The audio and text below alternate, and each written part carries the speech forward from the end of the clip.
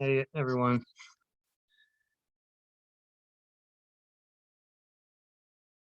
I am helping a neighbor who had Washington Gas show up at the worst possible time. So apologies for that.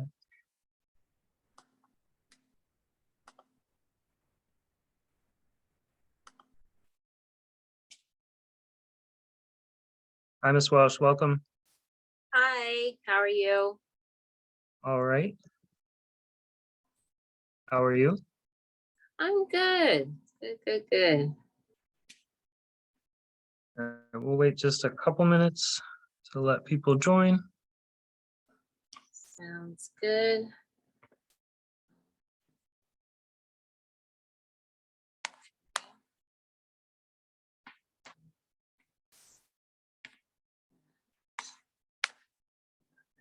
Oh, okay. All right.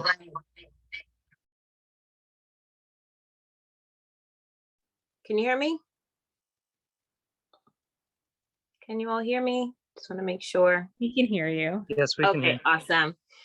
So thank you for the introduction, Mr. Henderson. I appreciate being offered this opportunity to share this information with you. It is so important to have your students and have families getting started early. Definitely from a counselor's perspective, it is just most beneficial if these conversations happen sooner than later, even as early as elementary school, just talking about your students' plans for their future. All right. So I'm going to introduce myself, but that was already done. I'm just talking about middle school preparation for both high school and college, navigating the lottery system for DC, just options for how to pay for college, some ideas of post-secondary planning, and some supports and resources for parents. So this was already discussed, this is my background. So I am at McKinley Tech High School. I've been there for 9 years now. I love being at McKinley for a lot of reasons. And so I'm not going to sell you on tech unless you have more specific questions, but I love working in the DC area. I think there's just so many great opportunities for our students and for young people to really delve into different careers and college exposure opportunities. So I think it's all beneficial for students to get involved. Just to get started, just thinking about middle school preparation for high school. Even before you start thinking about what high school you want your student to go to, it is important to have a conversation with them about what they want to do. Even if it's not a definitive idea of I want to be this, but helping them to explore and tapping into what they're naturally good at is always a good start. So things that are your student or your child is drawn to that they seem to naturally excel at can obviously be a good pointer of some ideas of different career pathways they can choose. But also, I'm going into my second point on the slide is really about exposure. So not just at the school level, because of course some schools do really great career and college explorations, whereas because of so many other issues and concerns and things that are happening on the school campus, that those topics aren't delved into more deeply and for students to explore. So it is important for the parents and the community around that student to provide spaces for them to learn about what they've done, what has been their pathway, asking those questions. Also volunteering in different spaces can also help a student to explore different ideas and ways they want to impact and improve society. And I always tell parents is to have your student try everything. I think that was one of the things my mother had me do in middle school was she told me to try out for everything until I found a sport or found an after school activity that I enjoyed and I wanted to do. And she wouldn't accept that I didn't like anything. She said I had to pick something. And I was appreciative looking back that she didn't just allow me to not do something, but she allowed me the process of elimination. So I tried out for basketball, wasn't quite for me, tried out for a couple of different things until I found my niche. And so it is encouraging to tell your scholar to get involved in a lot of different things, to see really where they naturally gravitate to, and where they can shine and start to develop their skills. The third point is, especially from a high school standpoint, right now I work with ninth grade students. And one of the things that our students struggle with is time management and organization. I think it is assumed that when a student comes to high school, they automatically become a more responsible person, they are more serious, and that is not really accurate. They are still kids, they're teenagers, they're going through a lot of changes, they're oftentimes more confused than not about who they are and who they want to become. And so it is important that not just at the school level, but at home and in their community, that that type of support is being offered to show them how to manage their time. How do you organize yourself? So oftentimes students will mirror what their parents or the people who they look up to are doing. And so when you show them that you use a calendar, that you're writing down your due dates for different, even for your personal bills and responsibilities, it is helpful for them to see that, oh, there is a method and there is a process to making sure that you are following through with the things and obligations that you're signing yourself up for. So we have a lot of students who assume they've got so much time, but then realize, oh, when I get out of school, I have practice, I have chores, I have to help, I have to shower, I have to eat, I have to maybe help with a sibling. And finding time to be an adequate and sufficient and good student requires time. And so I do encourage students to sit down with their parents to sit down with their students and talk about the schedule of when school starts. What does that schedule look like? What is the adult schedule? Because obviously you have work and other responsibilities that you have to do, but your student is also developing their schedule because yes, they are in school, but they may be involved in after school activities and they may have other responsibilities that you've given them. So helping them to have a system and a structure early really helps them in high school with avoiding procrastination and oftentimes stress that comes from procrastination. Next point is about choosing a high school. If you are considering a selective application high school, especially for DC, they are looking at 7th and 8th grade grades to evaluate the student's aptitude. And so the main subjects, depending on the school, of course, all subjects are important, but they are looking at a student's English grade, they're looking at math and science, and as well as history. So the core content classes are really what the application is going to be looking for, is where that student's strengths are. And of course, when you're looking at the selective application high schools, these are going to be more rigorous in their programs, their expectations. And so you want to be able to really encourage a student that this is something that they are able to do. It is going to be more challenging, but because they have been successful, they've demonstrated the ability, just building up their confidence to go into high school with that same drive to wanting to be a scholastic scholar. And lastly, when you're looking at the application process for the selective schools, is that there are recommendation requests. So some schools do required while others don't, but the schools that are looking at letters of recommendation, they are weighing them rather heavily in the application process, because that is where they're seeing how the student conducts themselves in class and in the school building. And of course, schools want a student who has, good leadership, good focus, is very committed to school community and dedicated, and they want that to be translated in writing from the teachers as well as the counselors. So most of the selective applications do require a teacher and a counselor recommendation. So really encouraging your students to develop a good positive rapport with their teachers as well as their counselor, because they are going to be asking them for a recommendation letter at their 8th grade year. So finding that person, it doesn't have to be, of course, we want them to get along with all of their teachers, but whoever they have gravitated towards, where they just kind of have a natural positive relationship with, is a good teacher to start that recommendation letter. But it also helps the student just to build self-advocacy. So helping them to find their voice, to reach out, to talk to adults and authority figures in a positive and constructive way, where they're getting something out of those relationships beyond just the academics, but it is something where the person is encouraging to that student and the student feels comfortable with that person to share their goals and their interests so that that letter can really speak to those students' strengths and their interests. So that's kind of a nutshell between thinking about high school and thinking about college. College, of course, that exploration process happens continuously, but high school, obviously, for some families, that's the next chapter. And so it is really important to do that research on those programs and what is required for each school.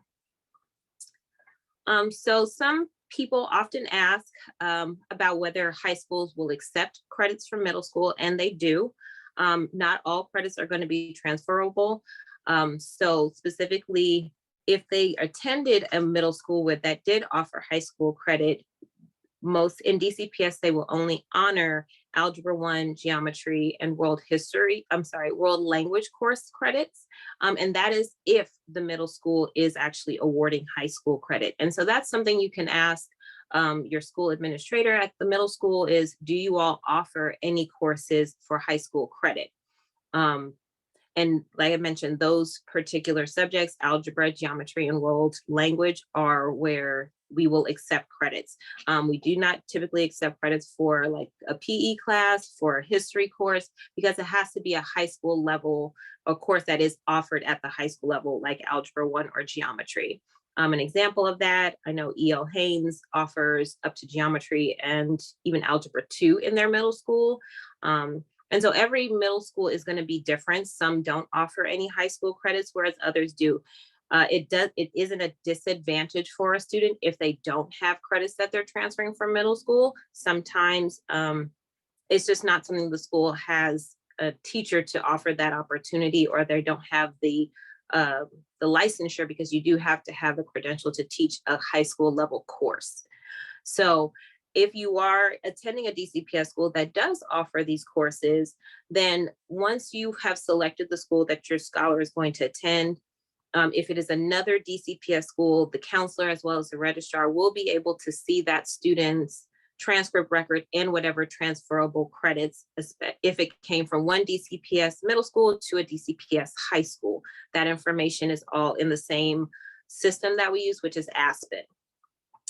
If you are coming from a private middle school or a charter school, it is super important to request that assigned official transcripts, because it is required by DCPS that a transcript coming from outside of the district, which the middle schools are considered outside of the district high schools, it has to be a signed official transcript. And it should be sent to the counselor and registrar as soon as you know that you are going to have selected that school, you've been accepted into that school. Request that transcript as soon as that 8th grade year is concluded, because the counselor is going to be reviewing and checking those transcripts to determine how to schedule the student accordingly and appropriately. It is oftentimes, and I even have this experience now, is that a student will say, oh, I've taken algebra, and sometimes the other schools, whether it's DCPS or outside, they are starting their school year in full gear. So they often are a little bit stretched on being able to do certain things in a timely fashion. And we have 2 weeks from the start date of the school year to make any schedule changes. So transcripts have to be received within those 2 weeks. That information has to be there so that the schedule change can take effect. Of course, even after the add drop date, which is the 2 weeks after school has started, if a transcript does come in, we will honor those credits and will change a student's schedule. But if you can imagine changing a student's schedule after they've been in a class for 3 weeks and they've missed the other class for 3 weeks, there's going to be a gap. And some struggle, which is something that, of course, as a parent and on the teacher and the counselor side, we want to avoid that kind of pressure for a student, is to play catch up in that way. So usually within the first 2 weeks of school, it's not a lot of heavy instruction. It is because we're having to deal with getting transcripts, changing student schedules, that we're not really focused exactly on making sure that those things are taken care of. So it is helpful that in advance, because sometimes, especially if you're coming from a charter school or a private school, unless that information has been shared with the counselor, we don't know. So the registrar does not automatically provide all of the information from enrollment, because that is a separate department from the counselors. So when the registrar receives your enrollment documents, that information is not shared with the counselor. If you have a transcript, it is good to get to the name of the counselor at your student's school where they will be attending, and make sure that that counselor receives that transcript. The other thing that is transferable is up to 25 hours of community service. And it can only be done during the student's 8th grade year and the transition between 8th and 9th grade year. And it does need to be adequately documented that it is an approved community service. So that means it is a 501c3, meaning that it is a nonprofit organization, or a local, state, or federal government agency are all approved places for DCPS to accept community service hours. So your food pantries, your food banks, shelters, there are so many, there are hundreds of community service sites, parks and recreation, libraries that students can get involved in, but that is also something students can transfer from middle school, is if they've done community service through their Boy Scout group or their Girl Scout group, they have done some community service, because we have had students in that circumstance that we've accepted hours from their 8th grade year of doing service with their troop. So that is another transferable credit, or transferable information, is community service hours along with those courses. So the DC lottery is about to open in a few weeks. Most of the schools are offering some type of information. I know there's McKinley, for example, this weekend is having their STEM Fest, which is also an enrollment, not an enrollment, but an opportunity for people to come and to see what our students are doing in our STEM programs.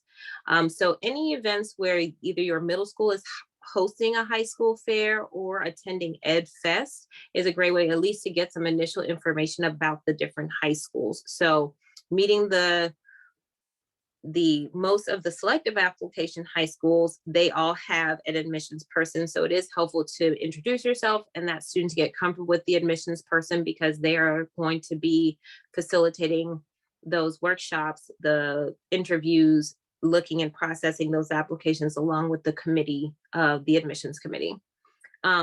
Review at least your top profiles of the schools that you're interested in applying to, making sure that you have talked it over with your students. Oftentimes we have parents making the total decision for their student to attend a particular school, and that, of course, parents have their students' best interest in mind, but we also want to set our students up for success. I most recently had a student who decided she wanted to transfer, and we are mid-semester, and it just was too much for her. She just felt very overwhelmed by the work, and wanted to transfer, and her parents obliged that. So it is important to, one, know your scholar, what they can handle. Like I mentioned, the application high schools are more rigorous. They're 9 times out of 10, they are college preparatory. And in that sense, they are pushing a very high expectation of rigorous standards. And so we want to set our students up of letting them know ahead of time, like, once you're applying to this school, it's serious. We want you to take it seriously. We want you to really understand that, one, once you get accepted into these programs, they're invested in you as much as you're going to invest in the program. And there's a lot you can get out of it if you take advantage. So make sure you do your research, talking to your student about what their interest is, because every school has different programs of focus. The rankings of the schools does matter. So if you choose McKinley as number 1, or Banneker, or whichever school as your number 1, 2, and 3 choice, when the application process is being looked at, those rankings are considered. So yes, they can change if you do not get accepted to your first choice, then maybe your second and third choice does open, but the opportunity too is whoever selected that school as their first choice, they get accepted, those seats are going to start to fill up. So you want to make sure that you're putting your order of schools, being very decisive about what order you're putting in your school selection. And like I said, make sure your scholar has a clear understanding of why they want to attend that school. Many of the schools do have some type of an interview, so that question is going to be asked of them or some variation of that. So it's helpful for them to kind of be able to articulate why they want to attend the school and have some examples of what it is that is the draw. And then helping your scholar prepare for those interviews and practicing with them on how to have poise and to be attentive and engaged. And that's also just preparing them for other things in their life where they're going to have to practice interview skills. So this could be their first introduction or practice to getting interviewed. And then lastly, of course, going to the My School DC website to understand the application process.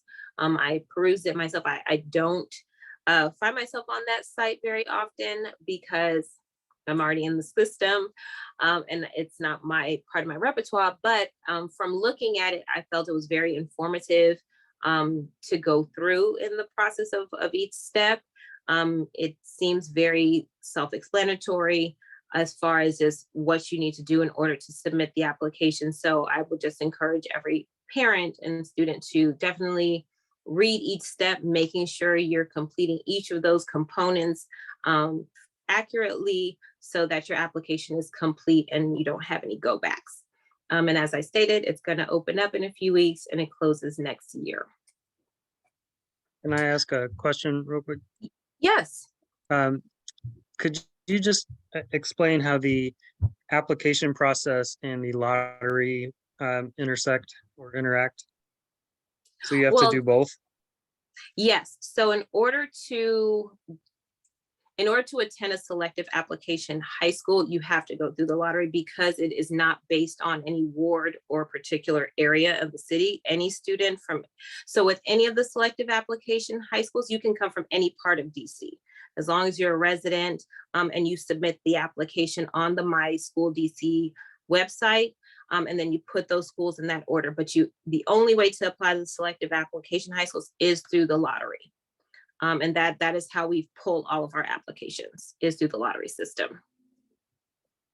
I'll pause here just to answer. I know I talked about a couple of things. So any other questions? I can't see the chat, but if there are any questions, I don't mind pausing here to answer them.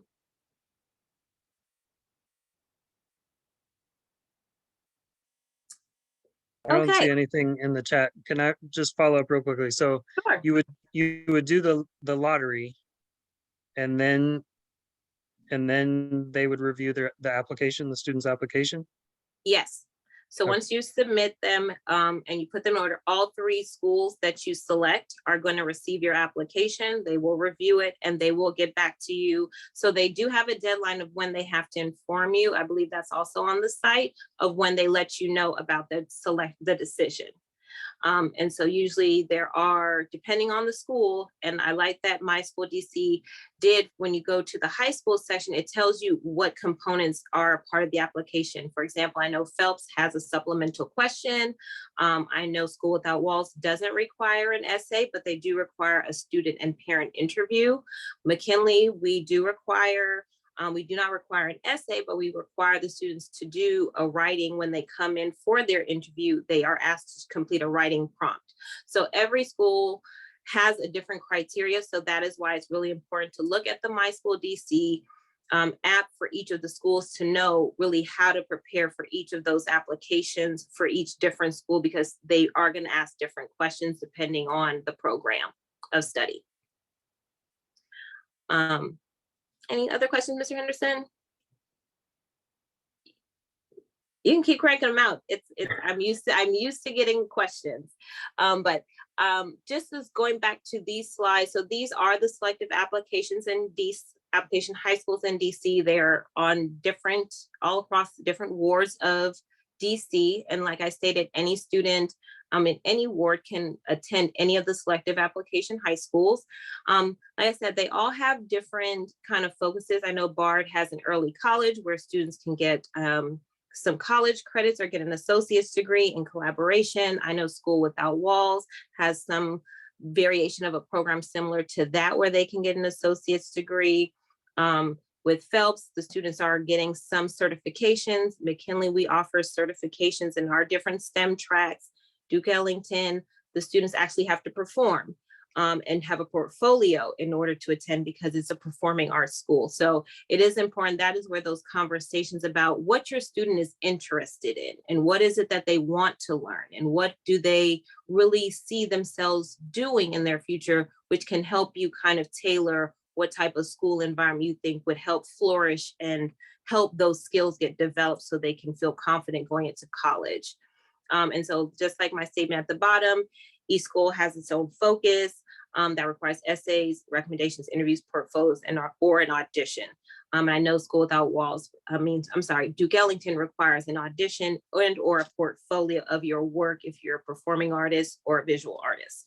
And so those are the things that your scholar would have to work on while in middle school to prepare for that high school application transition process. We do have another question in the chat. I'll just read it.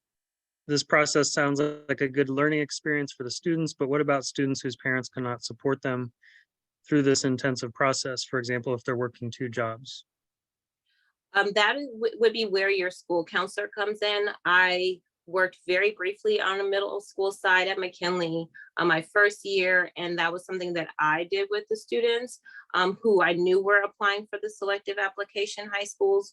We did a fair that should be followed up with some conversation with that particular class. Usually it's going to be with the 8th grade students, but I think it should be as early as 6th and 7th grade, is to start those conversations with them about what they want to do. I know they're a little bit immature and may not know and be prepared for that conversation, but starting it early doesn't hurt.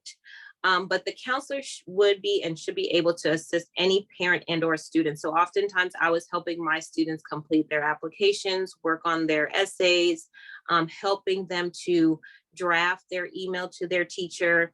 So it's a lot around guiding the students. So a student should definitely tap into any supportive adult in their life who can help them with that process. It may be the counselor, it may be another adult on campus or a teacher that the student is connected to. But most of the middle school teachers are familiar with the application process because they are the ones who often have to write recommendation letters that they can support students around that. So I would encourage maybe your English teacher to help that student because maybe it's a writing prompt or something along those lines that they can get that additional help with the completion of that. But the counselor or a teacher should be able to support any student working on the application. Ms. Welsh, Yes. would you agree that it's also important for parents and the students to look into how much commitment it is for the schools that they're looking into, like on the family side, to see like other family support that they could look into if they're looking into these schools, to see is there a cousin or an aunt or a grandparent that also would be able to commit? If I get into this school, would you be able to take me to practices and rehearsals and to performances and to these things? Because my son went to Duke Ellington and it is no joke, the rehearsals and the performances that I would have to go to at like 9 o'clock, 10 o'clock at night to pick him up from. So just thinking ahead, it's not even just the preparation for the auditions, but looking ahead to year 2 and 3, there's a lot more coming ahead. Yes. So great point, Ms. Thompson. So I 100% agree that it is important that when the students and parents attend those orientation meetings, that you are paying attention and listening to what the counselor and what the admissions and the teachers are telling you about how the school is.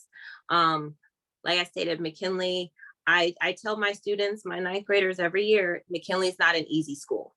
And our goal isn't to be easy. It is to prepare you for a challenge to be college ready. And to be college ready means, and to be college successful, I have to push you to get you there. And so, of course, I think it is important that those conversations you have with your scholar about, are you really passionate? Is this really what you want to do? This is a commitment. You're making a 4-year commitment to attend the school, to be a part of it. I'm looking for you to show school spirit. Are you invested in this school? And the more they're invested, which is why the conversations should start early, those exploration of the different schools, what they look like, talking to your community about the different campuses, and or asking for an admissions person from those schools to give you a little bit more in-depth analysis of what is expected, is always going to be helpful.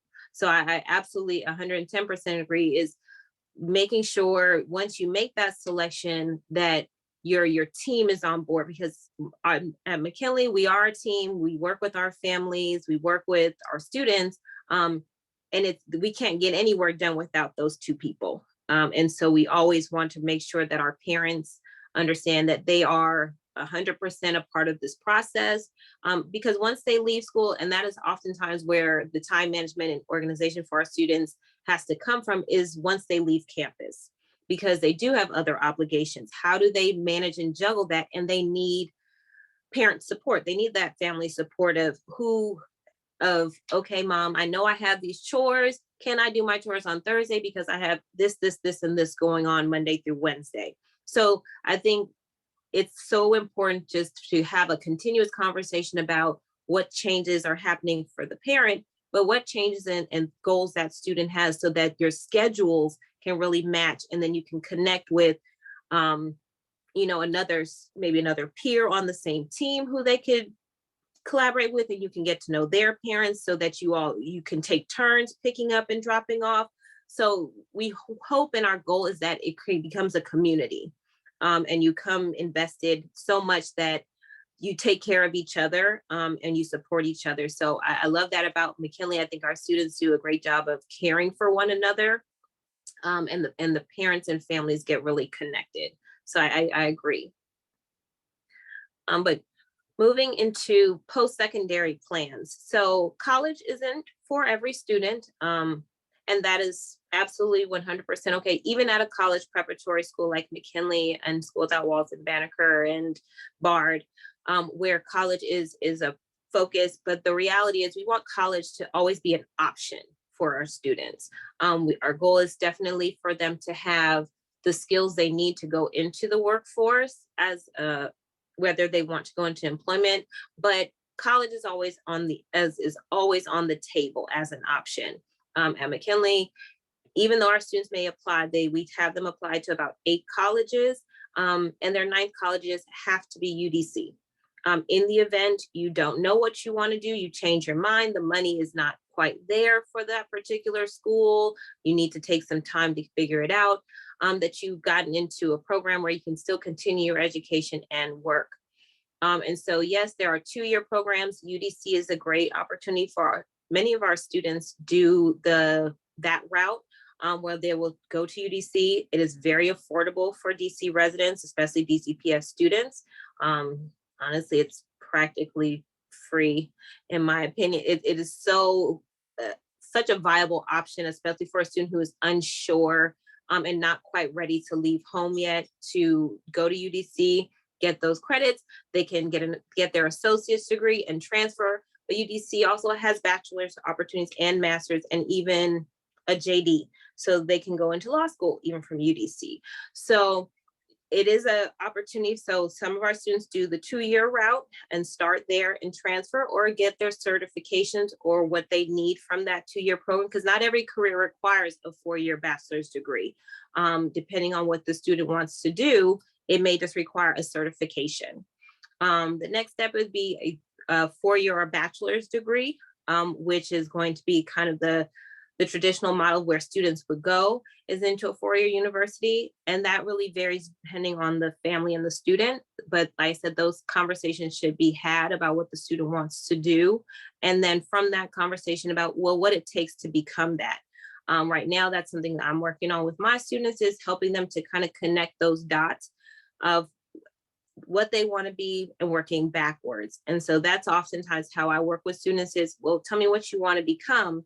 Okay, you want to be a lawyer. What is required to become a lawyer? You do need to pass the bar. You may have to you need to go to law school.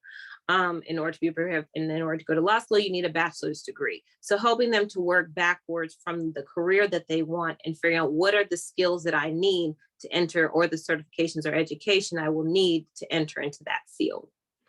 There's always career education, where different students have the interest in. So an example of career education would be cosmetology school, where you are learning a specific skill or trade, and it is specialized for that particular subject matter. So auto mechanics are another example of a career education track program, or construction is also a career education track.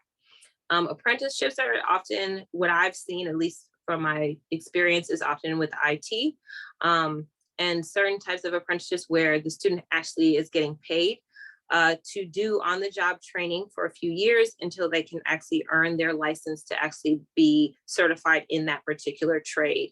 I see that in cybersecurity. One of our students last year, he actually has a 3-year apprenticeship with an IT firm.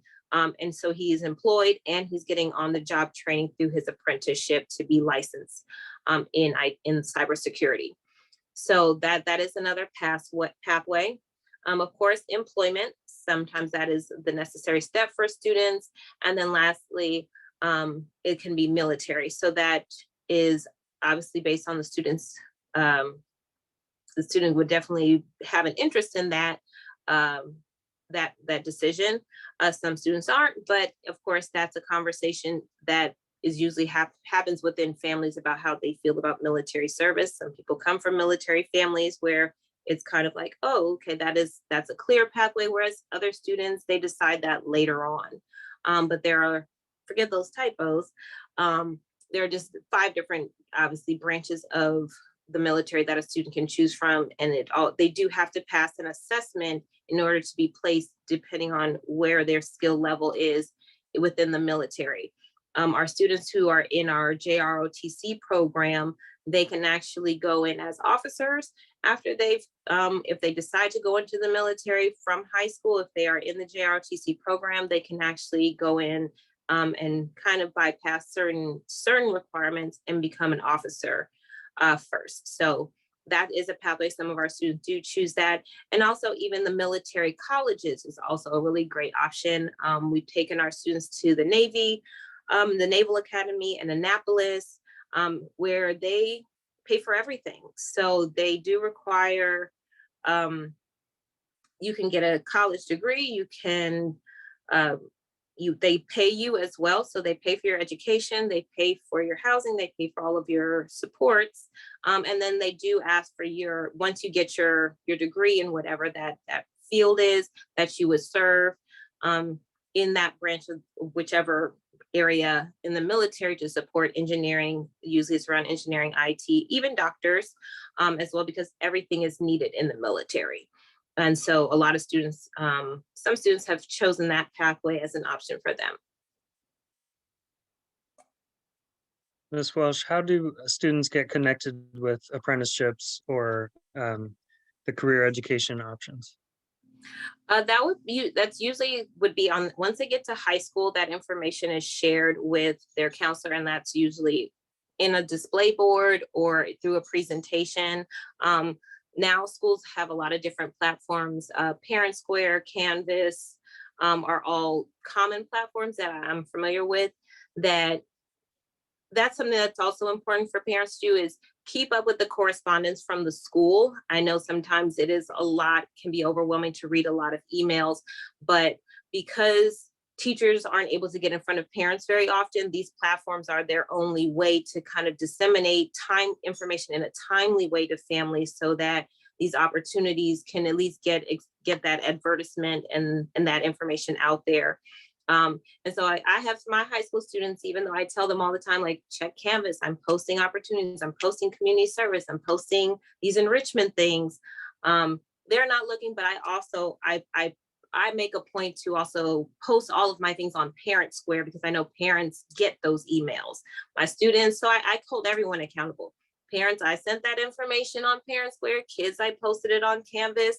So if you missed that deadline, you know, I cover myself a lot.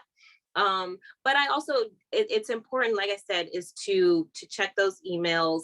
When you see them, try to make some time to go back to it so that you know what information is being shared with students. I tell my students that all the time, is check that Canvas page the way you check your IG. I'm posting things almost daily. So if you miss it, and we want them to build their resume, these experiences and opportunities are, some of them, I mean, our students are drawn to getting paid, and it has to be something that they get. But I think we have to start really teaching our kids that it's about networking, it's about connecting, it's also about building your resume up. So like I said, my mom didn't really give me an option. She said, you got to pick something, and it only helps. So look at the different opportunities, especially for summer enrichment. If your school is sending you maybe 2 or 3 different opportunities of a summer enrichment program for your student, and you all don't have plans as a family, tell them you need to research all 3 of these, and I need you to pick one, because you are going to do something this summer. And it's good for them. You know, I look back, like I said, I may have grumbled with my mom when she told me I had to do XYZ program, but as I look back and as an adult, I can say those programs really help shape and help me become the person I am, and get the opportunities is through those networks. So it is really helpful to get connected in whatever enrichment opportunity you see or your school is offering. But most of that information should be shared with the students and the parents about those different things. I think most recently we got something about construction that I posted. It really depends on the school, because some schools are, that is more of a focus, is to help students get into those different pathways. So it really depends on the school. But just thinking of ways of reducing your college bill, which is something that oftentimes is a factor in students' decision to attend college, is the cost of attendance. And so that is another important conversation to have with your scholar, especially when they're entering high school and they're starting to think about schools, is that if that student doesn't get a scholarship to that school, are you still able to support and financially pay to go to that institution? It is really heartbreaking as a counselor when I get to my students as senior and that conversation has not been had. They get into really great colleges that are a little pricey, and they end up not going because they didn't talk about the money. And of course, you know, it's not for you to disclose all of your financial details to your student, but helping them to say, this is what we've put aside, this is what we can manage every month towards your cost of attendance. However, you know, I would still, if you're going to pay for your scholars' education, then you have a lot more decision in how they decide to conduct themselves. Me personally, if I was a parent, if my student wasn't performing at that school, might not be paying all that much money, and we may have to move into a more cost-effective option that the student understands. Like, going to this school where I'm putting up all of this money is something that you need to take seriously.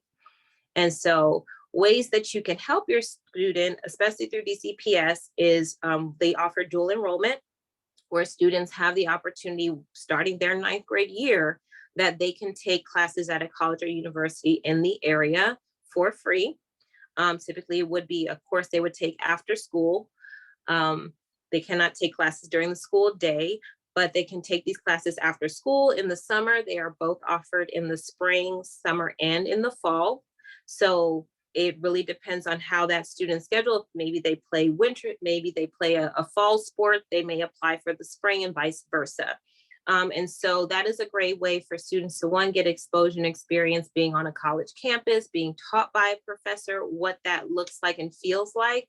But they can obviously earn the college credit, which can save you a cost of a class. So one class on a college campus nowadays for one credit is about $3,000 to $5,000 for one course. College is getting more expensive. And so finding ways to save money or to reduce that cost is really important. So I do encourage students to take advantage of dual enrollment, where they can take it. It is more class, it is more schools. So of course it has to be a student who kind of has the aptitude and is interested in that. But it is a great option for students to start exploring, maybe not their 9th grade year, just because they're starting to get a feel for what high school is like. But by the time they get to 10th grade and they have their rhythm of their school, then I really look at seeing what they would be interested in their 10th, 11th, and maybe even their senior year. But I did list the partnering schools. So they have an opportunity to go to some big colleges. I know the more competitive schools like George Washington and Howard, they require you to be a junior or a senior to get into those schools, but all the other colleges are open and available to 9th and 10th graders and upperclassmen. So that's one way to save money for college. And then another way is through AP programs. DC requires majority of our high schools to offer at least a few AP. The college preparatory schools are going to offer more than some of the other comprehensive schools. But if a student takes an advanced placement class, which is a college course, so it is going to be rigorous and challenging, and they take the AP exam, which happens every year in May, if they score a 3 or higher, they can earn the college credit for that class. So that is another way to save on your bill, is by really encouraging your students to apply themselves in those advanced placement classes, not just for the credit, but that level and that amount of rigor in the program really does help prepare them for the pace and rigor of college. And so that is why it's really, really helpful for them to really take advantage of everything that their AP teacher is providing them to be prepared for that exam, because like I said, that can save a couple of dollars if you pass a couple of those exams. So that's something that students can consider. But DC has a lot of scholarships within the city. So DC TAG is an opportunity where the district pays the difference between in-state and out-of-state tuition for a public school, and about $2,500 for an HBCU or private school. So it does help reduce your bill. So especially if your student is maybe going to a school out of state, even if that is Maryland, the DC TAG application will help pay some of the difference, in which you usually brings your tuition down to actually the in-state rate. So that becomes more affordable for students. DCCAP, the College Access Program, is a program that offers different scholarships and different supports for students. I know they've revamped their program this year, but they've kept all of their scholarships. Their partnership scholarship is connected to, I believe, 9 different colleges and universities, where they are pretty much giving the students a full ride to those schools. And so DCCAP, those partnership scholarships, those schools are varied. I know A&T is one of those schools. I think Florida A&M just got added, Marshall, SUNY Oswego, I think UMass Lowell, Kent State is on that list. So there are a lot of different schools that DCCAP partners with, because I think those schools are trying to expand their diversity and getting more out-of-state students onto those campuses. So that's one opportunity. DCCAP also just has a standard scholarship that is just a monetary scholarship for students based on academic performance. Posse is a program that a student has to be nominated in their junior year. Posse is connected to 5 colleges that will pay full tuition. They don't pay room and board, but they will pay the tuition. The student has to be nominated by their counselor. It is a process to become a member or a part of the Posse program. They have to go through I think it's about 3 different steps. Once you do the application, which requires recommendation letters and things like that, they would then do an interview. I believe they then have to do a group presentation with some other students to see, because it is a posse, so they go as a cohort, they support each other on those campuses. I know some of the schools are Bucknell, University of Wisconsin at Madison. Lafayette College is also connected to that program. University of the South is also in there, and there are, I believe, 2 other schools. But Posse is another scholarship opportunity that, like I said, offers about just tuition for the student, which is a good amount of money.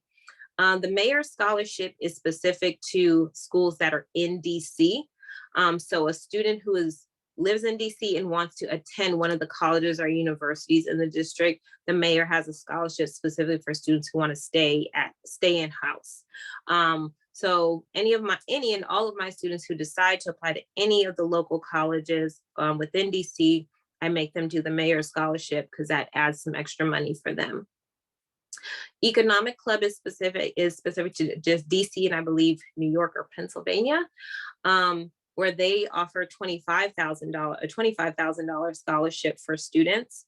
And so it is selective. It is a pretty intense panel process, but that is something that most, I believe definitely the most is a selective application. High school students are a part of that group of students who get the Economic Club scholarship. Any student who wants to become a teacher, they have the DC Teacher Scholarship. So that is specific to students who have that interest. And so there are opportunities in that way. GW has the Trachtenberg Scholarship. So they offer a full ride scholarship to a student who is interested in public policy. And so all of these there are a couple more that I couldn't quite jog my memory, but these are the ones that I know are really prominent and have been consistent over the last 3 years, even through the pandemic, have been successful and still maintained. But then, the counselor will also disseminate more scholarship information. As I receive them, we post, we share. The struggle comes from students have to make time to complete those applications because that's just another thing on top of their to-do list. So doing scholarships for our seniors is a lot. And so we do try to help encourage them to create a system and have a schedule for doing scholarships because you're doing applications, you still have class. Hopefully you don't have community service. Who knows if you have other obligations or sports, doing scholarships is another assignment where they may have to write an essay and things like that. So it is important also to put those deadlines and those dates on a calendar of when those scholarships are due so you can prioritize how to work on them. Next is going to be school-based grants and scholarships. So the Pell Grant is something that the federal government offers. It's up to $2,500 for any student based on financial need. And you can get that for a bachelor's degree. Next is our merit-based scholarship. So in college, some schools will offer a merit-based scholarship, which is solely based on academic performance. So a lot of schools have those where it'll be included in the financial aid award is if that school offers any merit scholarships or honor scholarships. And then there's always need-based. So some schools, based on what they know the student needs, if you have zero EFC, which is estimated family contribution to school, if that is lower zero, the school knows that the student has a greater financial need, and some schools will fill that need gap. Some of the highly selective schools and even Ivy League schools, they are full need. So if you meet the academic requirements and you have demonstrated need, some of those Ivy League colleges will pay the full cost because of the student's academic prowess and their kind of determination that the student is going to be an asset to their campus that they're willing to pay for them to attend. And we've seen some of our students get that opportunity. And then of course, every college has their own specific program. So for example, if you're interested in a nursing scholarship or you're interested in engineering, different colleges within the school may have their own scholarship opportunities. So that's a part of that initial college research is to see, well, let's see what scholarships these schools offer so that we can kind of start to set our goals and set our requirements to that level. Just to help you understand, unsubsidized loans and subsidized loans and the Parent Plus loan.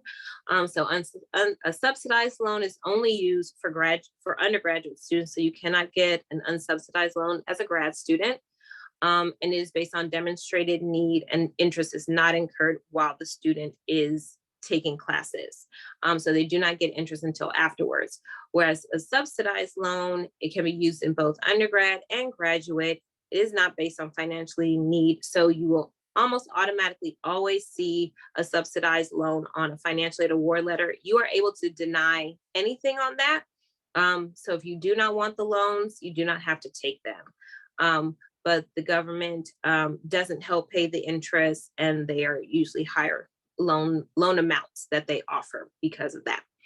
And then the Parent Plus loan is something that if the school isn't going to meet the student's need, and the loans, grants, and scholarships still don't meet the need, then maybe that the next step is for the parent to take out a loan on behalf of their scholar. It is based on credit. So not every student and every parent will be able to receive a Parent Plus loan. It really depends on what your credit is and things like that.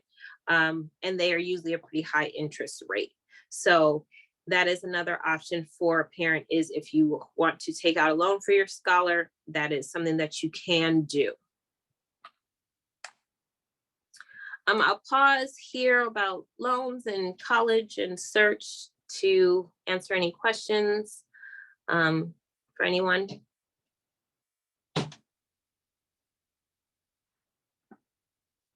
Is FAFSA still a process that students need to go through, and at what point in the process do they do that, and is there support from a school counselor for that?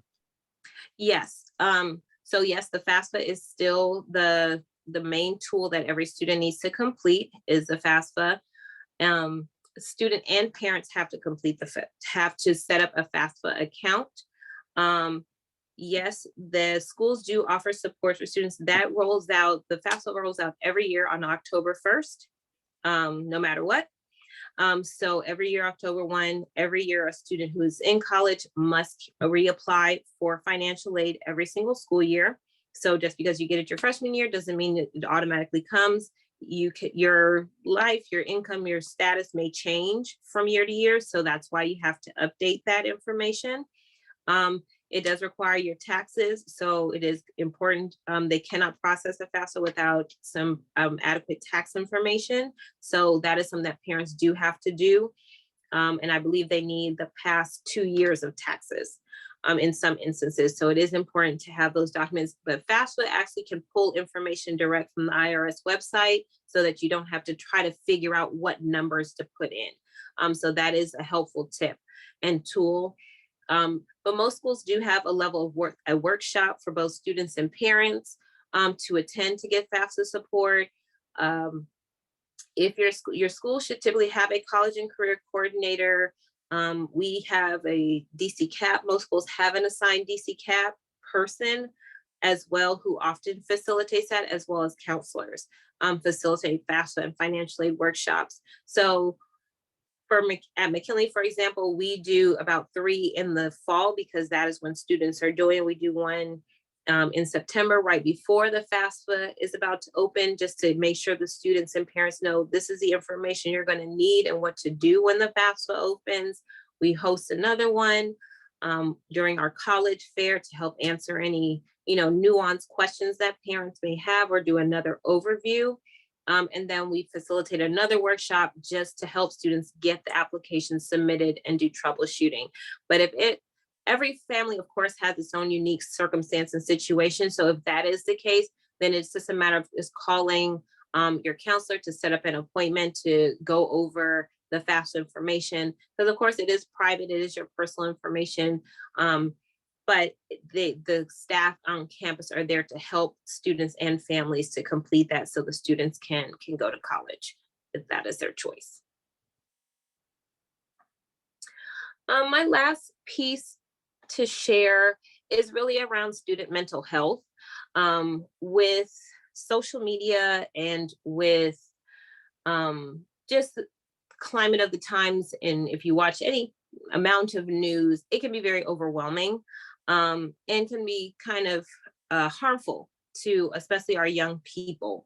And what I've seen professionally is I've seen a definite uptick from within the last maybe 2 or 3 years of students having more depression, more suicidality, things of that nature. And they vary. The pandemic definitely took a toll on a lot of students. Socializing was a very big piece, but then what ended up filling that gap from being physically social with their peers is social media, fill that space. And social media, as you all know, has its perks, has its pluses, but it has its minuses, especially when it deals with self-esteem of students, and helping them to. It is important to have conversations with your students about what they're seeing on social media, that things are edited and altered and are not always what it seems. And that is only a snapshot of a person's life. So it is important to really look at your student, seeing and making some observations about their behavior, especially if you've noticed changes in your student, especially if they've persisted for some time and it is out of character. But these are just the things that you should be paying attention to if you've noticed this over an extended period of time, is that they're experiencing these symptoms of just feeling sad, crying, especially that loss of interest. If they are just totally withdrawn, they don't want to eat, they're worried about weight or losing weight or gaining weight, if they're not sleeping. All of these things are signs that a student might be experiencing some just depression, or anxiety or stress. And so those are just some things that you want to look out for. But also when you're looking at a student in school, some of those symptoms look like poor performance, they are lethargic, not really engaged. We do see students who complain of headaches and stomach aches, and that's usually some manifestation of their anxiety and their stress. And then they start involving and indulging in high-risk behavior, and that can range the gamut between driving, drinking, using substances, getting involved, promiscuous behavior, just being irresponsible or reckless with their own lives are signs that a student may be experiencing some trauma and something has happened. And so I do want to give you some things to work with your students on those. One, you can't fix. They can't be fixed. It's not something that you can just snap your fingers and one conversation will solve that. It is ongoing. It is a continuous process of supporting your student who is depressed. So it's important to be supportive.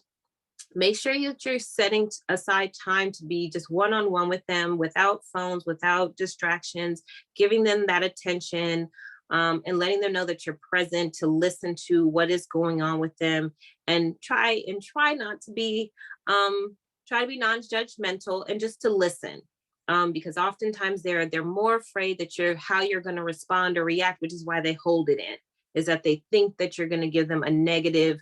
It's going to be received with negativity, and so you just want to listen. Just to hear their perspective and where they're coming from and how they came up with it, with whatever they're discussing on their own, and then helping them to kind of dissect that. But encouraging them to spend time with people you know are supportive and good family.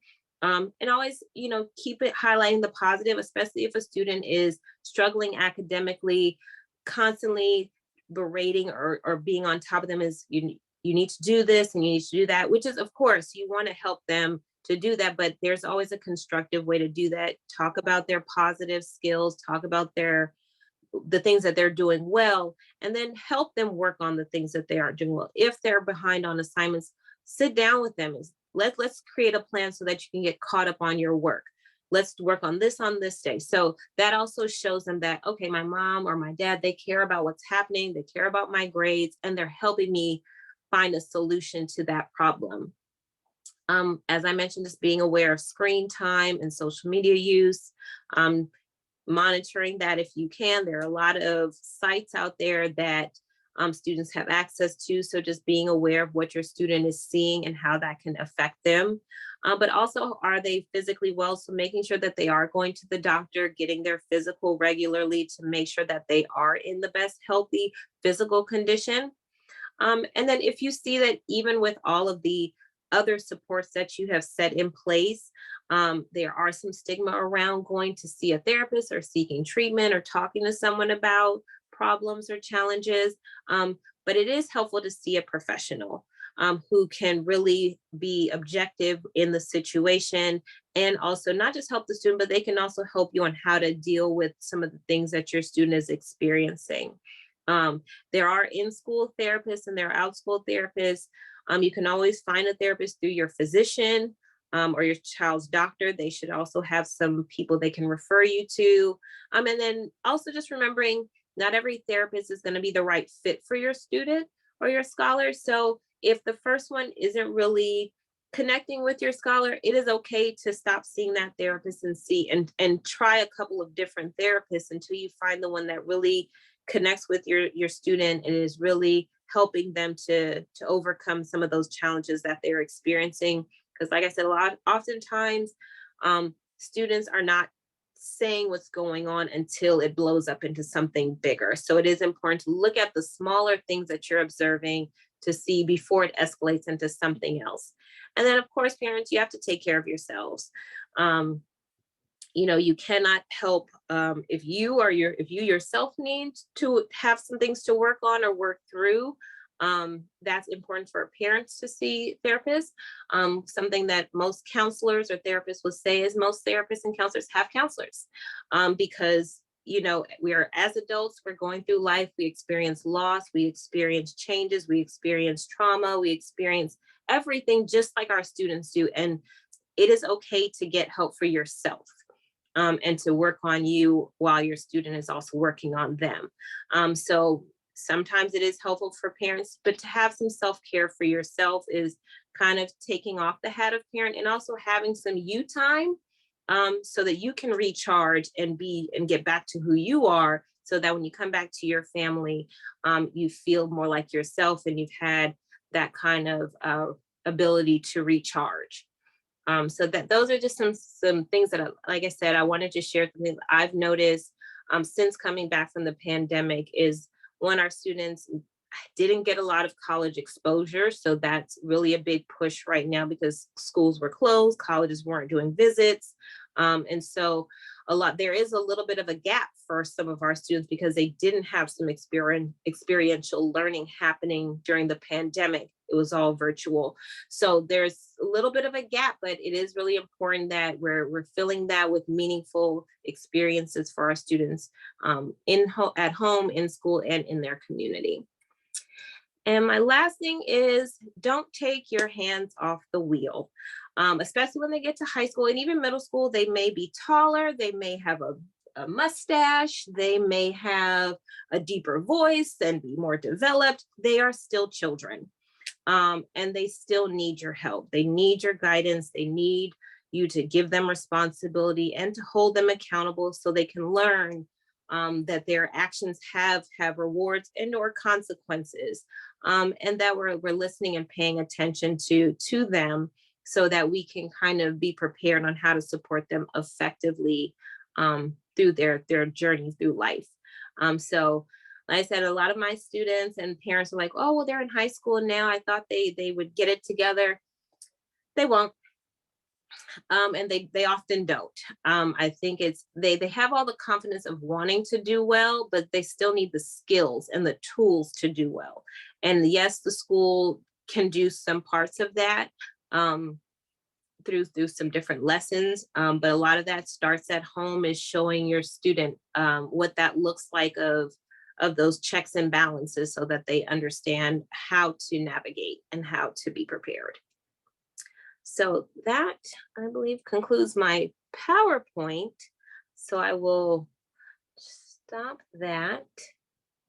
Unless there's any slides that anyone wants me to go back to or questions.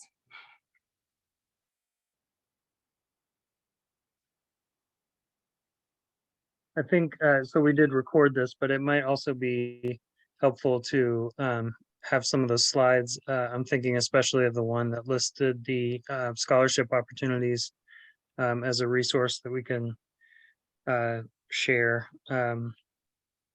would be helpful. And I'll open up to see if anybody else has any questions.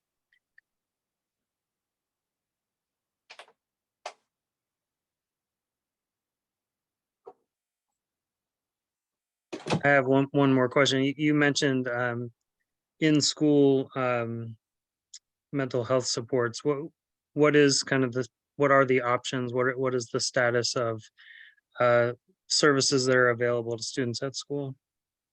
Of course. So every school has a counselor. I believe with the exception of elementary school, I don't think every elementary school has a school counselor, but I believe every middle school and every high school has a minimum of one. Most of the high schools, depending on the size of the population, have multiple counselors, and they should have social workers. So every school is assigned at least 2 social workers, maybe 3, depending on your school's budget. And DBH, the Department of Behavioral Health, has assigned social workers to schools as well. So currently at McKinley, and I can give McKinley as an example, is we have 4 social workers on campus. So that is actually really beneficial because that gives each social worker a grade level that they can focus on and work on with that specific group. The social workers have a little bit more flexibility than the counselors do. The counselors are often pulled in academic meetings and a lot of different other areas, whereas the social worker's dedicated job is to provide social, emotional, therapeutic supports to students. How that's happened, a parent can request a referral that something has happened. I would like my student to see the social worker on campus. That is a direct referral. Students can refer themselves to counseling with their school social worker. A teacher can also refer a student if they are making an observation that they think a student is having an experience or knows the student has experienced something and they've noticed the decline in the student's performance. A teacher can also do a referral for social work services. So our school psychologist focuses on assessments. So just testing students for learning disabilities and things of that nature. But our social workers are the ones who have the capacity to have a caseload to meet students weekly, to do sessions with them usually during, they may pull some time from class between lunch, but we try to avoid, of course, taking students out of class, but of course, a student can't focus if their mental health is not there. So them sitting in class with their head down because they're depressed, they'd be better off with the social worker processing what is going on rather than sitting in class and not being able to perform or produce anything because they're really not mentally there. So all of those are available to students. So every school has a social worker. Maybe not a counselor, but every school has a social worker. So you would just reach out to the social worker on campus.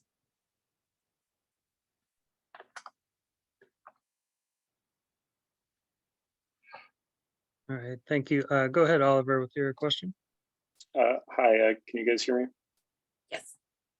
Hi, Fayola. Am I saying that right? Fayola.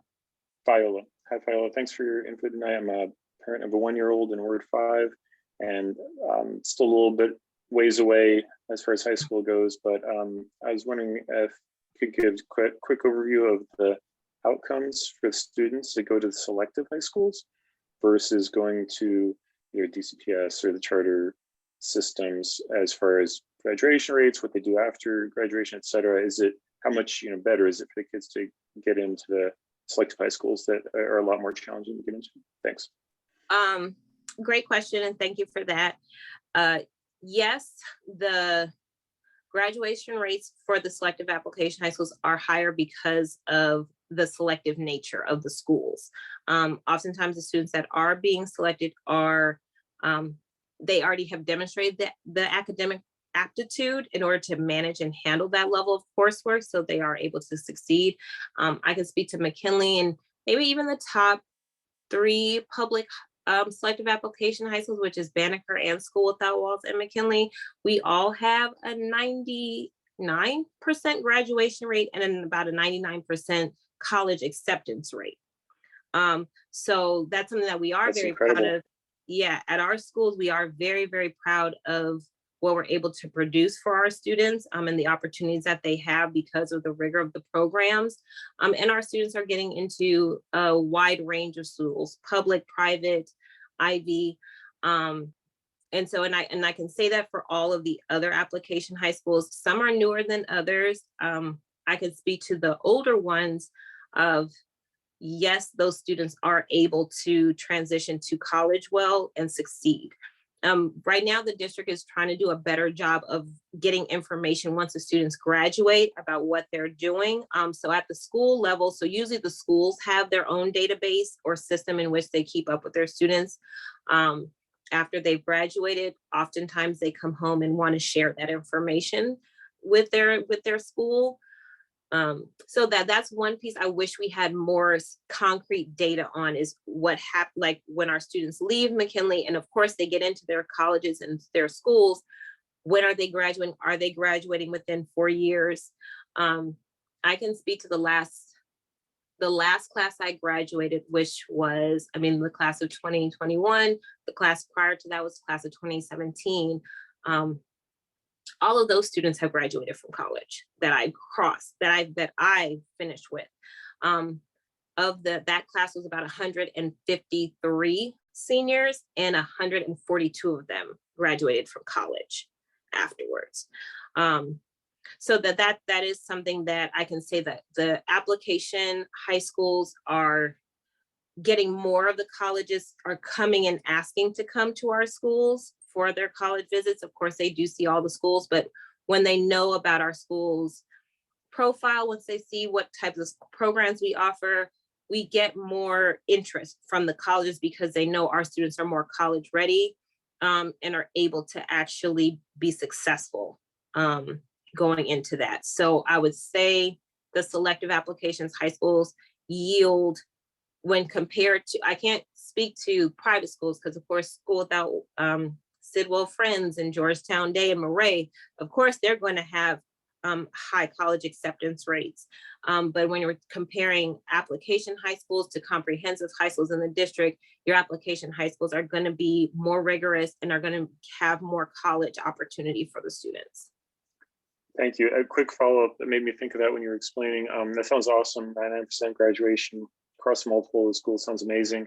What's the ballpark ratio of the students who get in that are, say, middle to upper income versus middle to lower income? I don't know how you classify that, or Title I or not Title I, or are the kids more well-to-do to end up being able to go through this and get into these top public high schools, or is it a mix? Do you have an idea?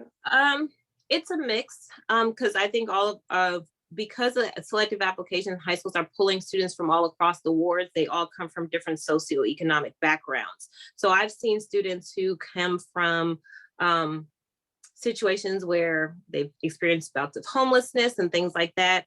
My last student, he got a full ride to Morehouse, and he had experienced homelessness and some challenges all throughout his high school experience academically, and in other ways. He didn't allow what was happening outside of school to really affect, like he knew school was his way to kind of help elevate his family. So it really is about the student's motivation to really want to do the work. But I would say for tech, because our kids come from such a wide range of different families, it's hard to say, yes, some of my students who come from a little bit more affluent, those kids have had more exposure just of travel and different things of that nature with their parents. And I do see those students who have a little bit more financial ability to provide different experiential opportunities, those students do well and are getting into the more competitive schools because they just kind of have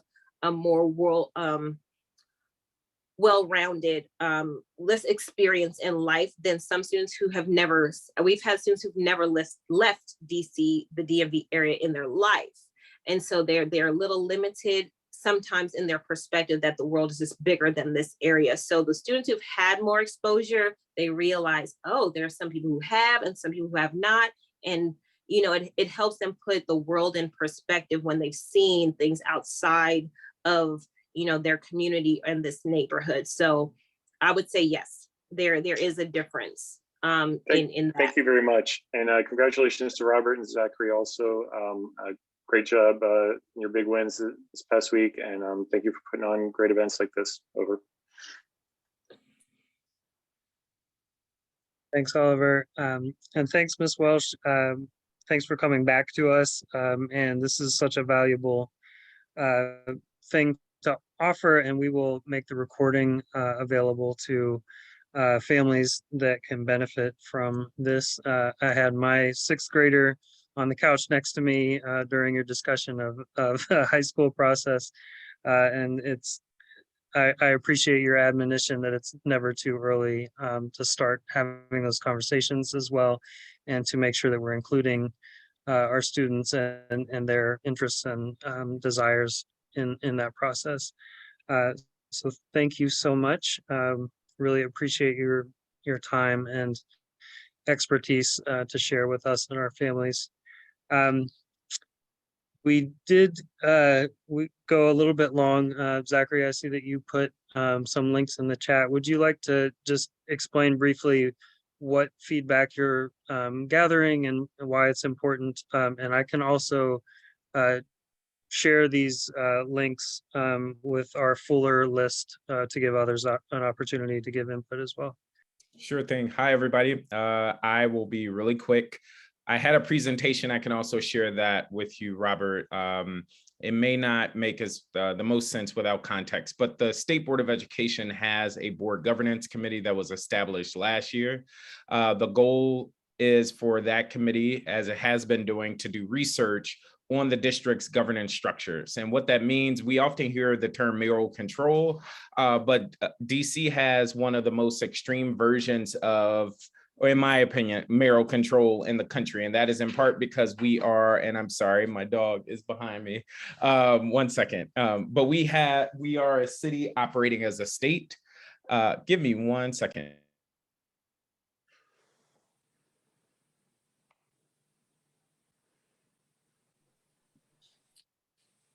I had to Sorry put about my that. Yeah, I know how they go. And we are a city operating as a state.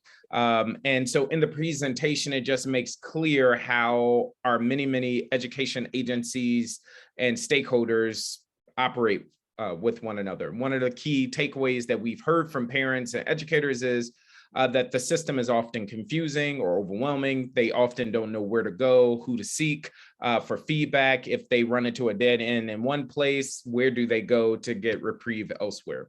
And so we've had a number of engagements, and our latest community engagement that we had, we distilled the feedback into takeaways. So if you click the first link in the chat, you will see that it leads you to a form where you can, and it has scores in brackets. And it's going to give you 8 takeaways. And these are distilled points of feedback that we've received from folk around the city. And we want you to give your rating on how much you agree or disagree with those takeaways. There's another link in the chat, the second one, and it's the same takeaways, but this time you're able to elaborate and provide feedback. And so we are wanting to make sure that we're hearing from as many parents and educators, community folk as possible, because the next step is we're going to come up with recommendations as a state board on what we should do around education governance in the district. So that is the abbreviated version. If you have any questions, please feel free to reach out to me. I am dropping my state board email in the chat, and I'm happy to chat with you. What is the deadline or the time frame for gathering this? That is a good question, in part because I thought I was going to get it tonight, but let's say a week out. Let's give folk a week out to share feedback on the forms. But if you could do it tonight, that would be great. All right, I will send that out to our full list to give them an opportunity to fill that out as well. One more quick announcement before we close. We are doing our winter coat drive. So we are going to accept donations from now through January 25th to collect any new or gently used coats, or we can also accept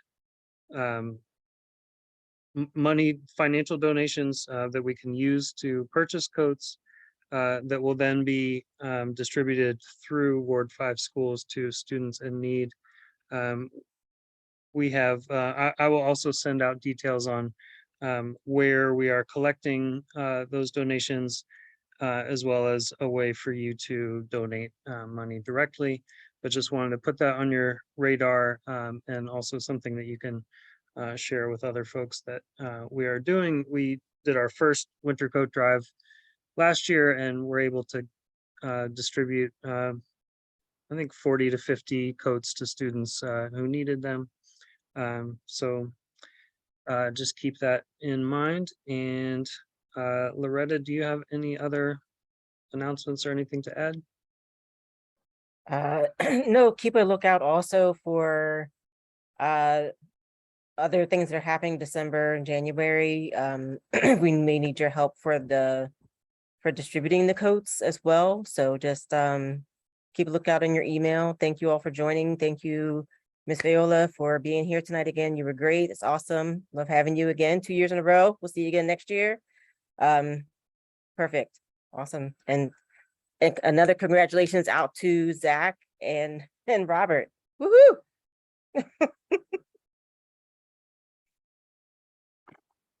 All right, thanks Great night, everybody. We'll follow up with links and details. Thanks.